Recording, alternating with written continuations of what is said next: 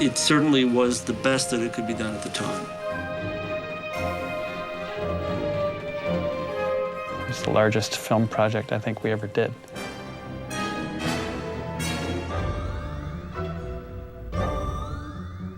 It was the first year of our company, Stetson Visual Services, in 1989, and one of our inaugural projects. We had a shop that was about 45 miles away from DreamQuest Images in Simi Valley, where all the work was shot, and built all the miniatures, which are very large miniature landscapes, in our shop in Westchester, and then trucked them up to DreamQuest for final assembly up there for the photography. It was a very large endeavor. It was the largest film project I think we ever did.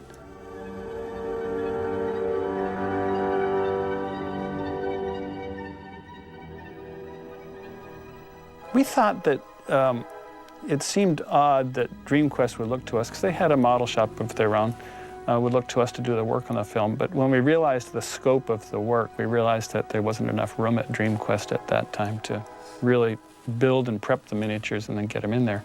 We ended up renting a warehouse next to our shop, so we had about 20,000 square feet of miniature construction space for the movie.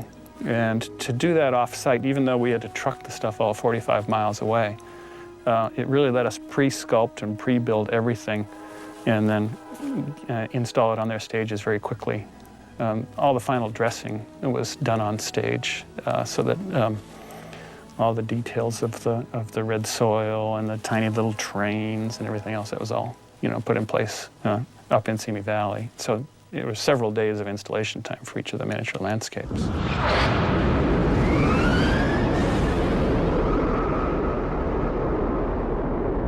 We did not only the Martian landscapes, but also the little vehicles, the spaceship that brings them to Mars, and the little train that he rides across, and then also the reactor interior, the atmospheric reactor interior on the planet in several scales for the work that was done in there, including the explosive firing up of the reactor at the end.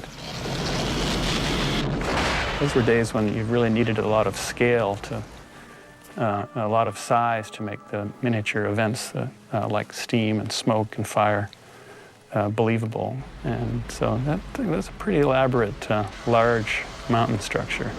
There were some nice little tricks that we used to sort of expand the scope and scale of the miniatures. I had tried a gag on 2010 earlier in my career where we had a sort of a multi-planed miniature setup where we had a painted backing traveling with the camera as it dollied across the front of the miniature, so that it made the backing appear to be at infinity, where the miniature was, or as the camera was traveling by the miniature in the foreground.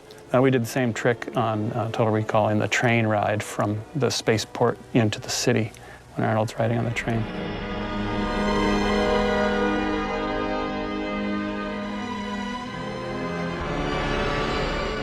K.Dick came up with this little, this great little rear projection device for the abyss that we modeled into the train, so that the scene of Arnold at the train's window looking out, and the camera pulls out very wide to reveal the whole landscape. That was done actually as a rear projection gag. So, the shot of Arnold that Eric Brevik had shot in Mexico was then rear projected into this tiny little screen, probably only about this big, inside the train car. And the camera pulled out wide, and you see the entire landscape. It was kind of cool. We used a lot of front projection on the rods. We had two scales of the reactor rods. The small ones we wrapped with front projection material, and the cinematographer Alex Funke used a beam splitter device to illuminate the rods as they appeared to glow. Then the larger scale ones we built as acrylic tubes and lit them from within, so that as the camera got closer in, you'd needed to have that internal light to make them look more real.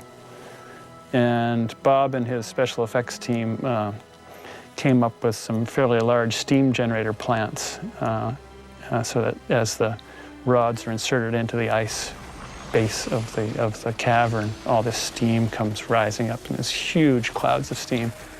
And it was pretty impressive to watch. Usually, miniature scale things don't look like much until you see them played back from their high-speed photography. But in this case, they were pretty big gags all by themselves. For miniature effects work, it was pretty great.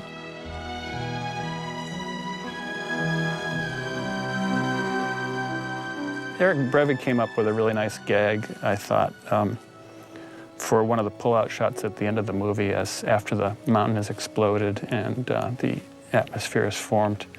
There was a scene where all the mutant residents of the city step outside into the air, and the camera pulls very wide, and we see a final wide tableau of the landscape.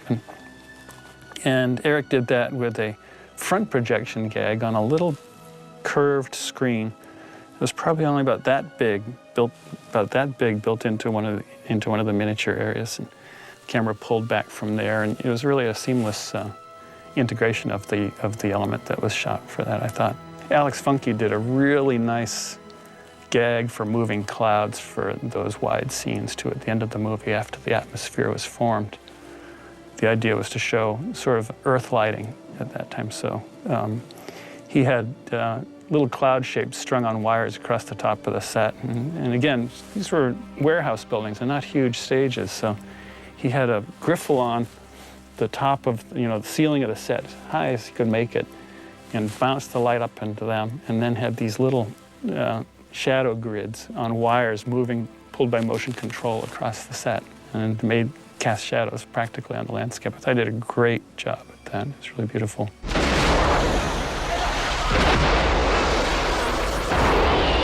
It was so relentlessly red. We were very worried about it in the days of VHS and red bleed and bloom and all the transfers afterwards. Paul said quite emphatically that he didn't care about the video aftermarket. All he wanted was his film to be red on camera in the theaters, and that Mars, of course, we were working entirely in Mars, and to have this big transition into this red environment was really kind of nice. We ended up with a lot of red stucco dyes dusting very gently over our landscape, so the finished work on it was all in this red powder because of the fine scale we were working in. Everybody got very dirty. Generally, as soon as Alex Funke was done shooting them, we'd take them outside and break them up. And at the end of it, when all the last sets were broken up, we had a bit of a party. And there was a forklift involved that we'd haul the things out, raise them up as high as the forklift would go, and smash them on the ground. Clouds of red dust.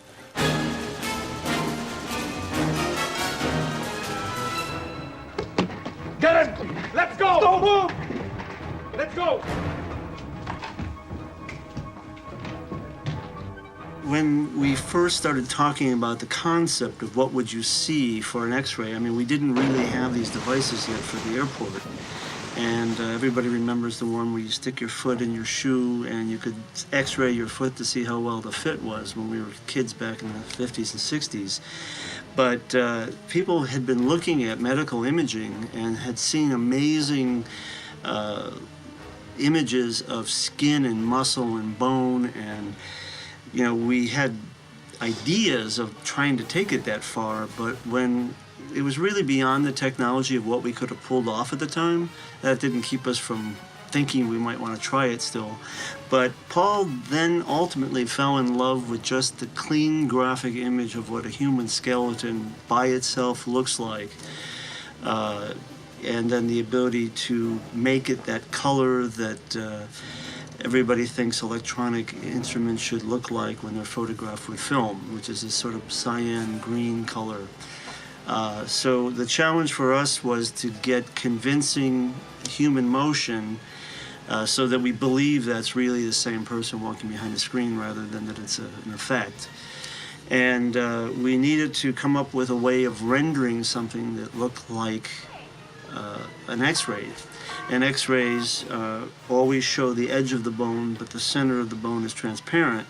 But yet, to have a real detailed, interesting image, you need to also see some of the spirally variations that bones have. And so we came up with two techniques that we applied to the rendering to make it look like an X-ray. One was to use what was a trick, which was called center and edge opacity. You could make the edge more transparent or more opaque, and then the center the opposite. In the case of, we used to do that as a trick to make glass look like crystal. And so we used that technique to make the edges of the bone more visible and the center more transparent. And then we used opacity mapping, which we had to write some special software to make that happen. When we first set up the motion capture equipment, Arnold was shooting some other scenes nearby, and he walked over and he was smoking a cigar, and he walked up and back on the motion capture stage. And since he was on the stage, we figured, well, let's see how high we need to set the calibration for his height, because he's a pretty tall guy and you got to put a ball on top of his head. So we said, Arnold, is it all right if we put this ball on top of your head? We need to calibrate. And so he looked at us straight in the eye, was puffing his cigar, because they play a lot of jokes on set. He thought this might have been one of them. So he's looking us in the eyes, we put the ball on his head, and he stands up, he said, yeah, now if you could walk back and forth, and he did. And then we said, okay, thank you very much, and give us back the ball. And he realized it wasn't a joke, but it seemed like a very strange thing at that time to be doing. On the day of the motion capture, Arnold, we had asked the wardrobe people to dress Arnold in black, and he was going to wear all these sensors that were going to show up light. And we thought that would be the best solution. But the video cameras were really black and white video cameras. And Arnold showed up that day with white. And we said, oh, Arnold, there's a mistake. You're supposed to be wearing black. And Arnold said to us, no, no, no, no. You don't talk to me. You talk to wardrobe. I'm wearing this now. We shoot with this. He wore 18 balls, I believe, that were reflective balls. There were lights at 6 different video cameras around capturing his motion. And then the computer went and figured out that that dot that's seen from this camera is the same dot as seen from this camera and these other 5 cameras, so that can then figure out where that ball is in space. And so we shot everything that we needed to do in that day. We captured everything. I was being told throughout the capture, or the motion capture, from the motion capture guy whose system this was. He said, oh yeah, this is the best motion capture we've ever captured. It's gonna be great. It's gonna we're gonna put it in the computer and it's gonna just spit out perfect motion, and we're all very encouraged and we're all very happy about this. And we complete the shooting and the capture. And then weeks later, we find out that it's not working at all. They can't get anything from it. In fact, one of the bad pieces of news from the motion capture company was they said, well, maybe we could get a cycle from his motion from it and give you that. And it's like, that would only work if he's doing something very regular, like just walking at a regular pace, and that was it. But Arnold comes in and he does a whole lot of other stuff, and then he breaks through the glass at one point. So, a cycle was not going to help us at all. So we realized we were going to have to rotoscope from footage that was not really prepared for that kind of work. So it turned out that it was a completely wonderful thing that Arnold was wearing white, because then we could make out his whole form, all of his limbs, and be able to rotoscope and match the motion of the computer skeleton to his real motion. Had he worn black like we had requested, it would have been much harder, if not impossible. So thank God Arnold's wardrobe person didn't do our request and that he wouldn't change.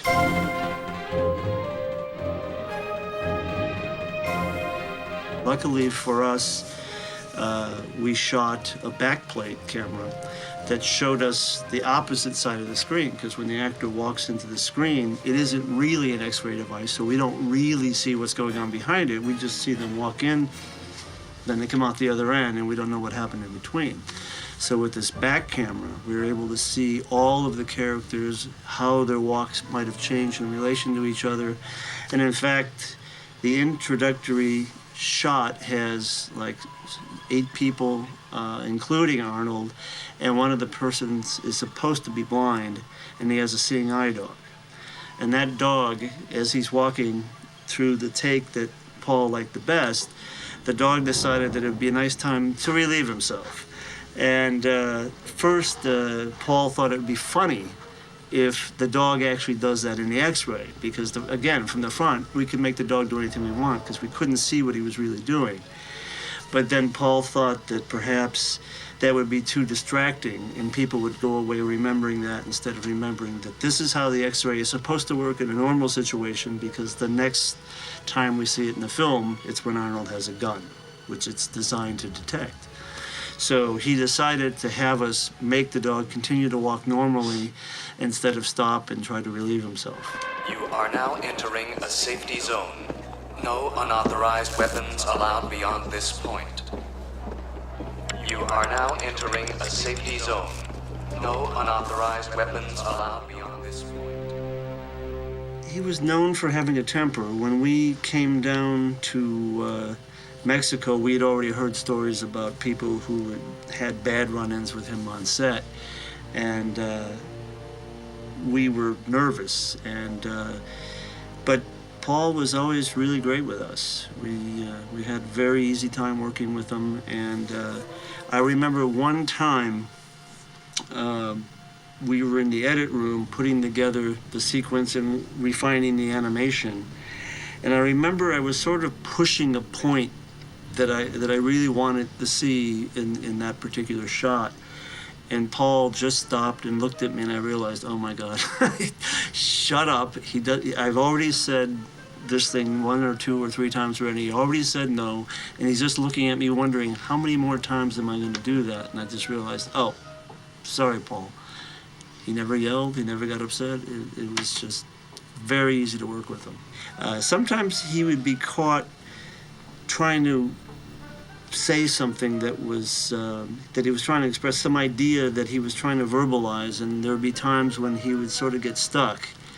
I remember he explained to us very well how he wanted the color red for when the device goes off and detects the guns, and we said it could be any color you like, and he said red, but he said red this very, very long-winded, multiple repetitious thing that you could just tell that he was really thinking about. He was sort of having an argument with himself almost in front of us, and then the answer was red, and that was it. Hold it!